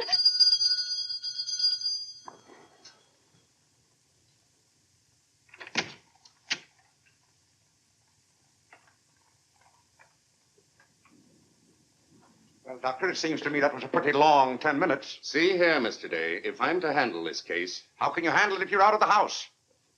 Who is this? It's Dr. Summers.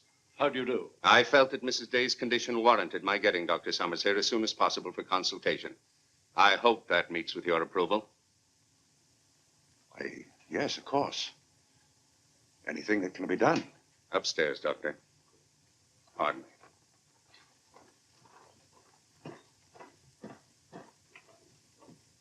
Mrs. Day is in good hands now, Mr. Day.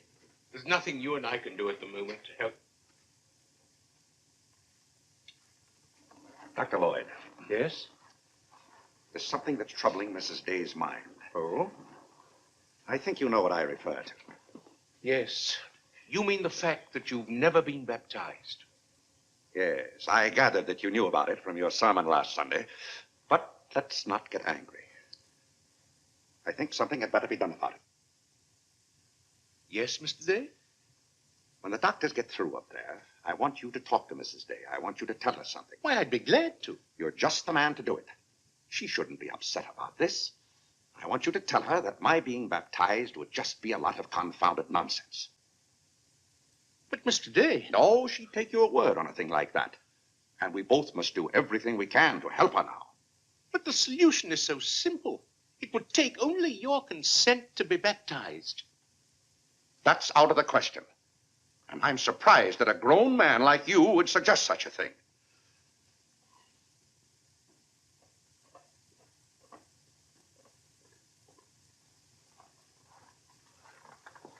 Well, Doctor, how is she? What have you decided? Is there a room we could use for our consultation? Well, yes, my library. Doctor. Dr. Summers, this isn't serious, is it? After we've had our consultation, we'll talk to you, Mr. Day. But surely... Rest assured, Dr. Summers will do everything that is humanly possible. We'll try not to be long.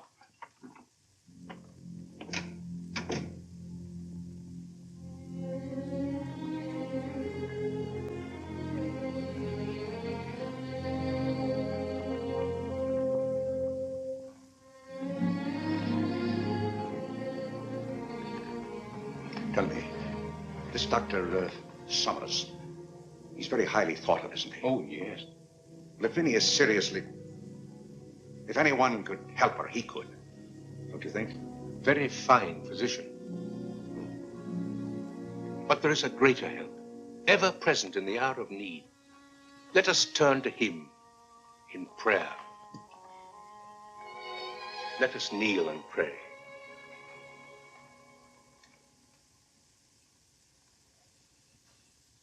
Let us kneel and pray.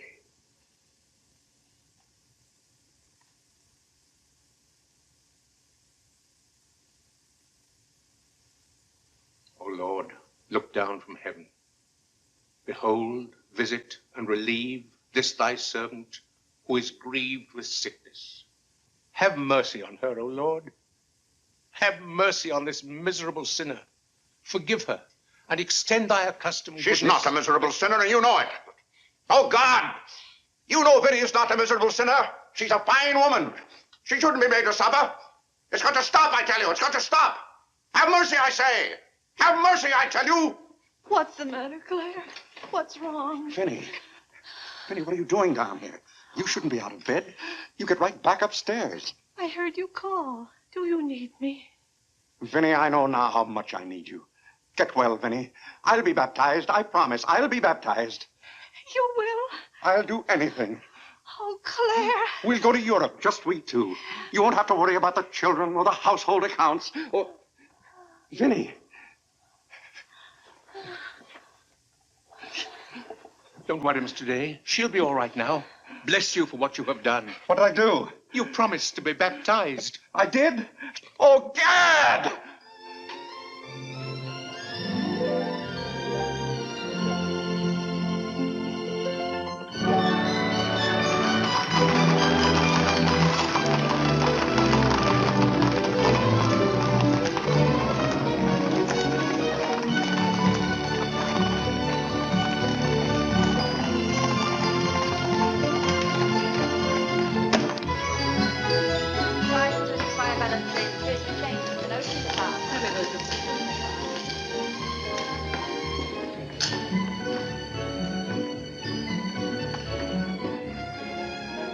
Isn't it drafty here, Mother? Shall I get your coat, Mother? The No, doctor said thank you you. mustn't take cold. I'm quite comfortable, thank you. Come on now, let's stay together. Holland, don't you get lost again.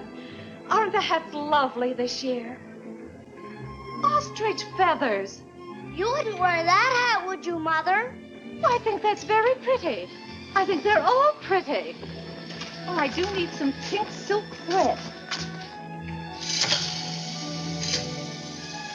Oh, isn't this applique beautiful? Just arrived from Paris, madam. It's charming. What are you looking for, Mother? Oh, I'm just shopping. I think I'll just take a plain one. But this is the very latest. We've only had them in a few days. Remember, Mother, this is your first day out. You mustn't get too tired. No, I'm saving myself, dear. I have to. Cousin Cora's coming tomorrow. She is? Does Father know about it? Not yet. Is Mary coming too? Yes, dear. Holland, don't touch things. I'll bet you knew it. No, Look, I'm Mother, excited. just like Father's. Not tomorrow. Yes, it is, isn't Aren't it? the sleeves a little long? Exactly fits well like across the yours. shoulders. Come on now, Harlan. Now take about my the hand. sleeve. Don't get lost again. Do we have any more of this material? Yes, we do. Store it up. Thank you. Like you to touch things. This one is genuine imitation Dresden. The original design by Juliet. John, isn't this the darlingest thing? It's exactly what I've always wanted. How much is this lovely pug dog? $15, ma'am. $15? Gee whiz, Mother. We can buy a real-life bloodhound for $5. Oh, isn't he perfectly adorable? Oh, I shouldn't. I know I shouldn't. Mrs. Day. Oh, Mrs. Whitehead. How nice to see you. Are you quite recovered? Almost. This is my first day out. We've missed you at the church. You remember Mr. Morley? How do you do, Mrs. How do you do? Mr. Morley preached the Sunday Dr. Lloyd was ill. Oh, yes. I can't tell you how much I enjoyed your sermon. Even my husband enjoyed your sermon. We've just come from the board meeting of the Foreign Missions. I'm taking Mr. Morley home to lunch. I had to drop in here to pick up a purchase. I won't be a minute. Is your parish in the city? Yes, it's on the outskirts. My church is in Audubon Park. Oh, way up there. Oh, are you acquainted in Audubon Park? No, I don't believe we know a soul there. Mr. Morley, would this be possible? My husband, Mr. Day. If we lower the collar, it'll be a very fine fit. You won't find a better suit of clothes in the city for $15. Oh, it's not the price. It's the money. Thank you for holding it for me. Welcome. Goodbye, Mrs. Day. I hope we meet again soon. Goodbye. It was very pleasant meeting you again. I think it was divine providence. I shall be delighted to be of service. Goodbye, Mr. Morley. Goodbye. May I work it? Oh, no, it's against the rules.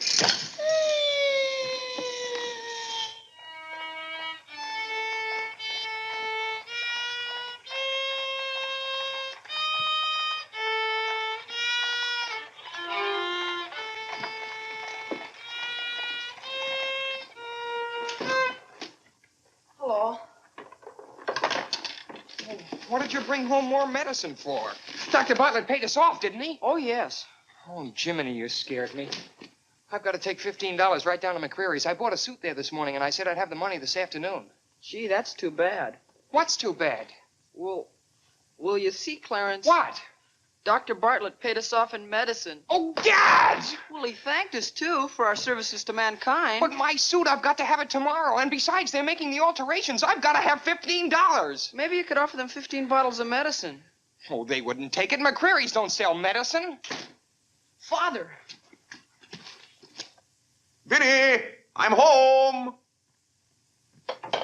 Good afternoon, sir. How's your mother, Clarence? Oh, the ride this morning did her a lot of good. She'll be well enough to go to church with us next Sunday. Ah, fine. Father, have you noticed I haven't been kneeling down in church lately? Don't let your mother catch you at it. Then I have to have a new suit of clothes right away. That doesn't make sense. But I can't do anything in your clothes that you wouldn't do. Well, if my old clothes make you behave yourself, I don't think you ought to wear anything else. Oh, no, you're you and I'm me. I want to be myself. I mean, suppose I should want to kneel down in front of a girl. Why, in heaven's name, should you want to do a thing like that? Well, I've got to propose to a girl sometime. Clarence. Well, not right away, but for $15 I can get a good suit of clothes. Clarence, you're beginning to talk as crazy as you... Hello, Vinny. You're feeling better today, huh? Much better, thank you, Claire. You don't have to hurry home from the office every day like this. With business the way it is, there's no use going to the office at all. Yes, you do look better, Vinny. What did you do today? Well, I got a carriage and took the boys for a ride, and we stopped in at McCreary's. And, oh, Claire, I've the most wonderful news for you. Who do you think I met? Mr. Morley. Morley? Never heard of him. Remember that nice young minister who substituted for Dr. Lloyd one Sunday? Oh, yes. Bright young fellow. Preached a good, sensible sermon. Short one, too. Ought to be more ministers like him. Well, Claire, his parish is in Audubon Park. You know, way up above Harlem. Nobody knows you up there. You'll be perfectly safe. Safe? Vinny, what the devil are you talking about? I've gone all over everything with Mr. Morley, and he's agreed to baptize you. Oh, he has. The young whippersnapper. Very nice of him. We can go up there any morning. We don't even have to make an appointment. Who said I was going to be baptized at all? Why, Claire, you did. Now, Vinny. You gave me your promise, your sacred promise. You said said I'll be baptized, I promise I'll be baptized. Well, what if I did? Claire, aren't you a man of your word? Vinny, we all thought you were dying. So naturally I said that to cheer you up. As a matter of fact, the doctor told me that's what cured you. Well, it seems to me pretty ungrateful of you to press this matter any further. My being well has nothing to do with it. You gave me your word. You gave the Lord your word. And you're going to march yourself up to Mr. Morley's church some morning before you go to the office and be christened. If you think for 1 minute... What in the name of heaven is that? If you think I'm going to let you add the sin of breaking your solemn and sacred promise... I demand to know what that repulsive object is. It's perfectly plain what it is. It's a pug dog. What is it doing in this house? I wanted it and I bought it. You spent good money for that? Claire, don't try to change the subject. How much did you pay for that atrocity? I didn't pay anything for it. I charged it. Charged it, I might have known. How much was it? $15. $15? Claire, For that eyesore? don't you call this lovely work of art an eyesore? It will look beautiful sitting on a red cushion by the fireplace in the living room. If that sits in the living room, I won't. Furthermore, I don't even want it in the same house with me. Get it out of here. Claire, you're not going to get out of this room until you set a date for your baptism. I'll tell you one thing. I'll never be baptized as long as that hideous monstrosity is in this house. All right. All right. Clarence. That pug dog goes back this afternoon, and he's christened first thing in the morning. You heard him, didn't you, Clarence? You heard him say that he'd be baptized as soon as I got this pug dog out of the house. You hurry right back to McCreary's with it, and be sure they credit us with $15. Oh, Mother, while we were at McCreary's, I happened to see a suit I'd like very much, and the suit was only $15. Well, Clarence, I'm afraid your suit will have to wait until after I get your father christened. Well, no, I meant that since the suit cost just the same as the pug dog, if I exchanged the pug dog for the suit... Why, yes. Then the suit wouldn't cost your father anything. Why, how bright of you, Clarence, to think of that. I'd better start right away before McCreary's closes. Yes. Now, let's see. If we're going to take your father all the way to Audubon Park... Clarence, on your way back, you stop at the livery stable and tell them to have a cab here at 8 o'clock tomorrow morning. Mother, a cab? Do you think you ought to? We can't walk all the way to Audubon Park. But you know what a cab does to Father. This is a very important occasion. All right. Get one of their best cabs, the kind they use at funerals. Well, those cost $2 an hour, and if Father gets mad... Well, if your father starts to argue in the morning, you remember. Oh, he agreed to it. We both heard him.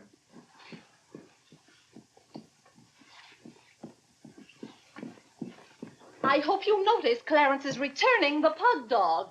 Well, that's a sign you're getting your faculties back. Don't dawdle, Clarence.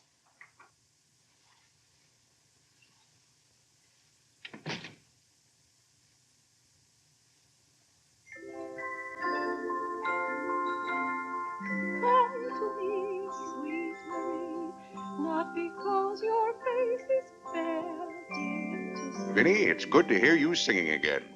but your smile so pure and sweet makes my happiness complete, makes me falter at your feet, sweet Marie.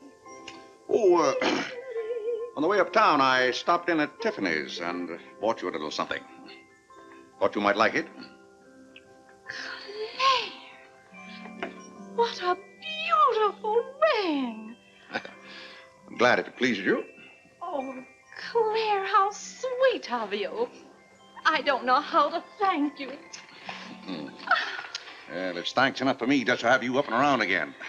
You know, when you're ill, Vinny, this house is like a tomb. There's no excitement. That's the loveliest ring you ever bought me. Now that I have this, you needn't buy me any more rings. Well, if you don't want any more. What I'd really like now is a nice diamond necklace. Vinny, do you know how much a diamond necklace costs? Yes, I know, Claire, but don't you see, your giving me this shows I mean a little something to you. Now, a diamond necklace. Good heaven. If you don't know by this time how I feel about you. We've been married for 20 years, and I've loved you every minute of it. What did you say, Claire? I said we've been married for 20 years, and I've loved you every minute of it. But if I have to buy out jewelry stores to prove it, if I haven't shown it to you in my words and actions, well, I might as well. Well, What have I done now? It's all right, Claire. I'm just so happy. Happy? You said you loved me. And this beautiful ring, that's something else I didn't expect. Oh, Claire, I love surprises. Well, that's another thing I've never understood about you, Vinny. Now, I like to know what to expect. Then I'm prepared to meet it. Yes, I know, Claire, but life would be pretty dull if we always knew what was coming. Well, it's certainly not dull around here. In this house, you never know what's going to hit you tomorrow.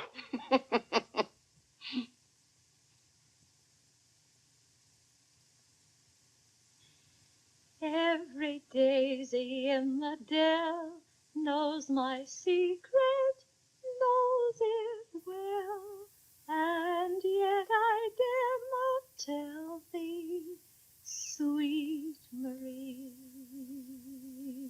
sweet Marie, Sweet Marie, come to me, not because your face is fair, love to see. love to see.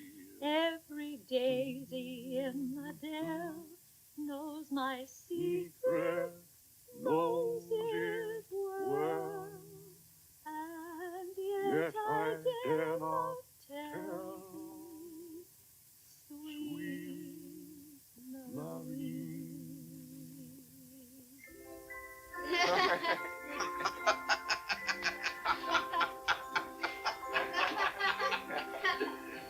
Well, then, Harlan, they're buried. Who are you? What's your name? Margaret, sir. Can't be Margaret. We've got one Margaret in the house. At home, they call me Maggie, sir.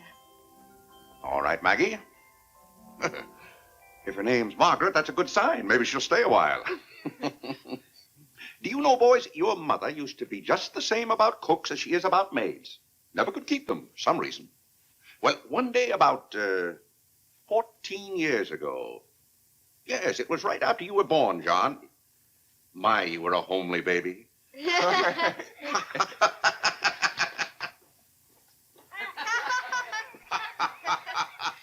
you, Margaret. Good morning, boys. Good morning, Mother. Good morning, Claire. Morning, Vinny. Why, you look as though you were dressed for a wedding. Do I, dear? Yes. Have a good night? Yes, thank you, Claire. Sit down, Vinny. Sit down, boys. Oh, thank you, Clarence. Well, seems to me everyone's all dressed up this morning. What's on the program for this fine day? Well, this afternoon, May Lewis's mother is giving a party for everyone in May's dancing class. Harlan's going to that. I don't want to go, Mama. Harlan, don't you want to go to a party and get ice cream and cake? May Lewis always tries to kiss me. When you get a little older, you won't object to girls wanting to kiss you. Will he, Clarence?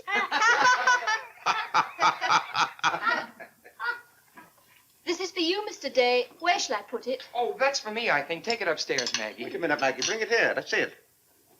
See, it's for me, Father. Clarence Day, Jr. Let me look. Well, that's from McCreary's. And it's marked charge. What is it? Claire, it's all right. It's nothing for you to worry about. Well, at least I think I should know what's being charged to me. What is it? Claire, stop your fussing. It's a new suit of clothes for Clarence, and it isn't costing you a penny. It's marked charge $15. It's costing me $15. And I told Clarence... Claire, can't you take my word? It isn't costing you a penny. I'd like to have you explain why it isn't. Because Clarence took the pug dog back and got the suit instead. Of course. And they'll charge me $15 for the suit. Nonsense, Claire. We gave them the pug dog for the suit, don't you see? Then they'll charge me $15 for the pug dog. But, Claire, they can't. We haven't got the pug dog. We sent that back. Well...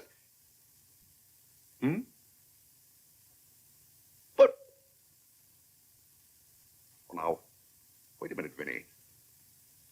The suit... Well, there's something wrong with your reasoning. Well, Claire, I'm surprised at you when you're supposed to be so good at figures. It's perfectly clear to me. Vinny, they're going to charge me for one thing or the other. Don't you let them.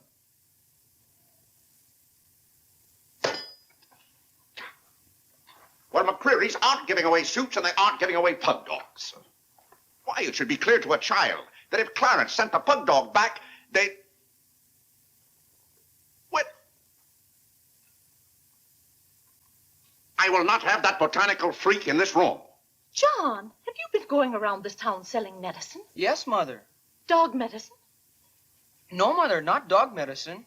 This letter from Mrs. Sprague says you sold her a bottle of this medicine and that her little boy gave some of it to their dog and it killed him. Now she wants $10 from us for a new dog. Here, let me see that letter.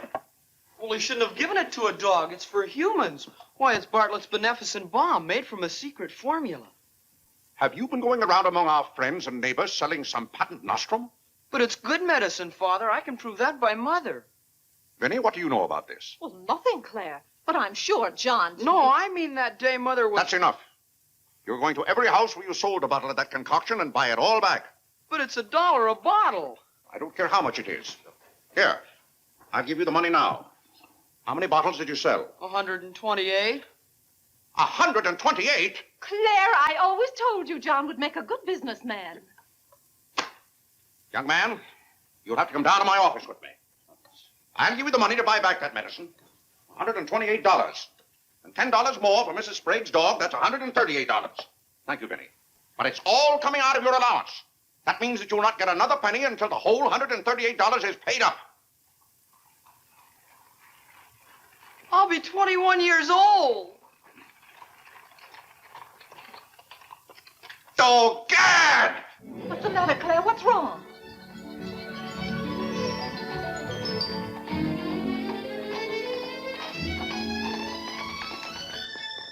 Those gypsies are back. Don't anyone answer the door. They're moving in on us again, bag and baggage. I won't have it, I tell you. I won't have it. Now, Claire. Don't let them in. Claire, hush up. They'll hear you. Tell them to get back in that cab and drive right on to Ohio. As if we could turn our own relatives away. They're extravagant enough to take cabs when horse cars run right by our door. And now you be quiet and behave yourself. John, come help with the baggage. Why do they always have to pounce on us without any warning? Cora, Mary. Well, it's so good to have you back again. How are you, Vinny? We've been so worried about you. Oh, I'm fine now. Did you have fun in Springfield? Was it? John. My, you're still growing. Thank you, Cousin John, Cora. go get the baggage. There's Hello. Whitney. Whitney. How are you, darling? Fine, thank you. And little Harlan. Have you been a good boy? No. Claire, the girls are here. Cousin Claire, here we are again. My, it's so nice to be back. How do you do, Mr. Day? How do you do? Come and sit down and have some breakfast with us. Oh, we had breakfast at the depot. Well, we practically finished ours. I haven't finished my breakfast. Well, then sit down, Claire. Come and have a cup of coffee anyway. Oh, thank Mary, you, sit over Vinny. there. Cora, Maggie, clear those places. My, this seems so natural. Claire, don't let your kippers get cold. Maggie, serve some coffee. Yes. Where's Clarence? He must be upstairs moving his things so you can have his room again. Oh, Vinny, we can't stay overnight. Grandpa Ebbs has been sailing very fast, and that's why I have to hurry back. We're leaving on the 5 o'clock train this afternoon. Well, Cora, it certainly is good to see you again.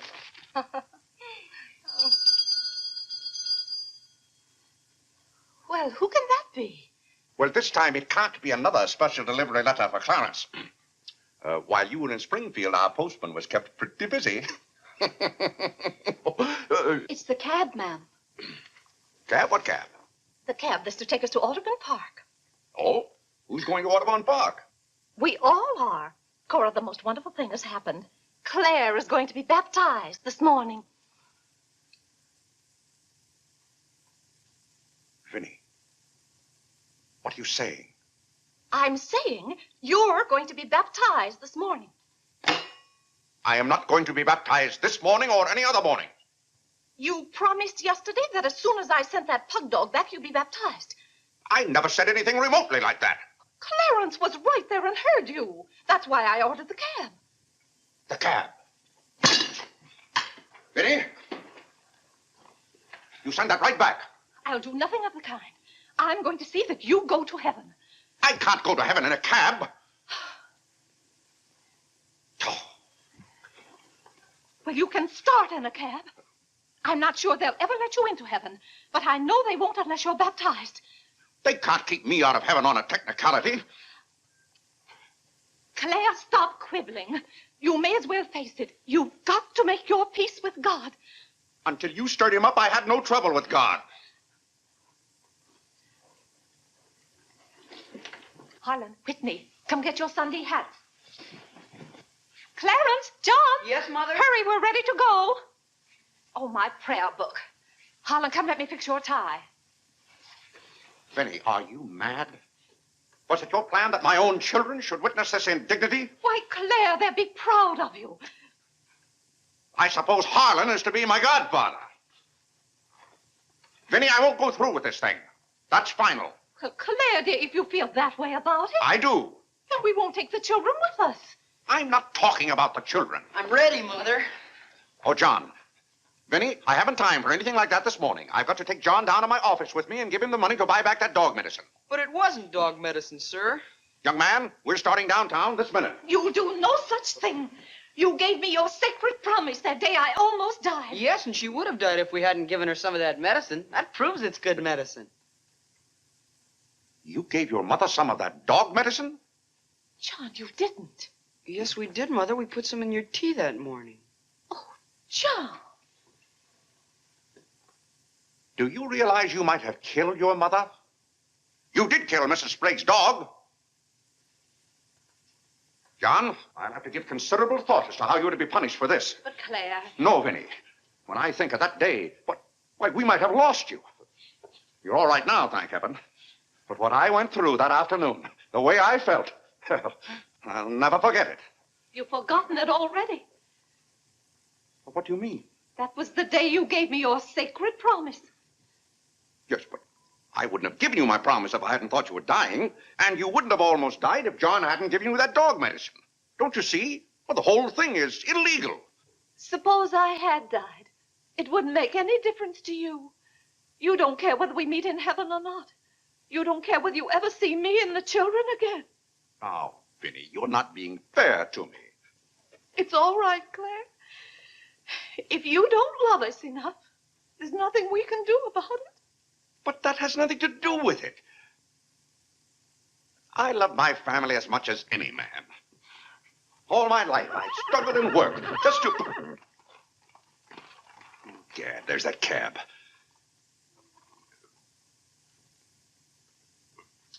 Vinny, you're not well enough to go all the way to Audubon. Oh, I'm well enough if we ride.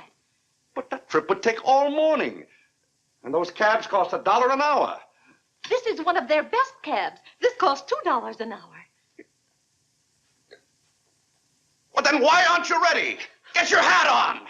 Oh, tarnation! Hallelujah! Amen! Young lady, if it hadn't been for you, no one would have known whether I was baptized or not.